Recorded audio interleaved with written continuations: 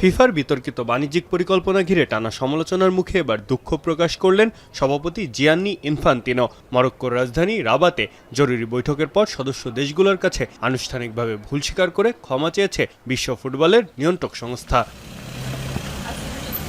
জরুরি বৈঠকে ইনফান্তিনোর সাথে মহাসচিব ম্যাথিয়াস গ্রাফস্ট্রম এবং ব্যবস্থাপনা বোর্ডের সদস্যরা অংশ নেন। বৈঠক শেষে ফিফা জানায়, বাতিল হওয়া ফিফা ফরওয়ার্ড এন্টারপ্রাইজ পরিকল্পনা বাস্তবায়নের প্রক্রিয়ায় ভুল হয়েছিল এবং বিষয়টি ভিন্নভাবে পরিচালনা করাও উচিত ছিল।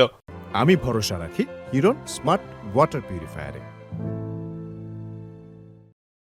এদিকে ফিফা কাউন্সিল ও ২১১টি সদস্য দেশের কাছে পাঠানো চিঠিতে ইনফান্তিনো ও গ্রাফস্ট্রম আন্তরিকভাবে ক্ষমা চেয়ে ভবিষ্যতে এমন ভুল না হওয়ারও প্রতিশ্রুতি দিয়েছেন। পাশাপাশি পুরো ঘটনার স্বাধীন পর্যালোচনারও ঘোষণা দিয়েছে সংস্থাটি।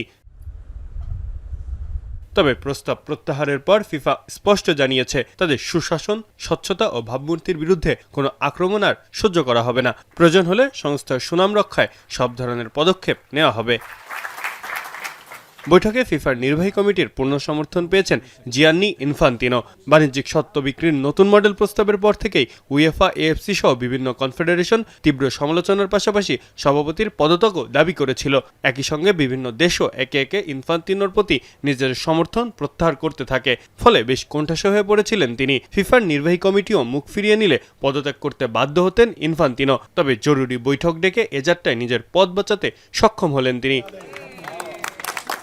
গত সপ্তাহে বিশ্বকাপের বাণিজ্যিক স্বত্ব পরিচালনার নতুন প্রতিষ্ঠান গড়ে তোলার পরিকল্পনা জানানোর পর থেকেই বিতর্কের মুখে পড়ে ফিফা। সমালোচনার মুখে সেই পরিকল্পনা বাতিলও করে দিল তারা। মাহফুজ আহমেদ, এখন।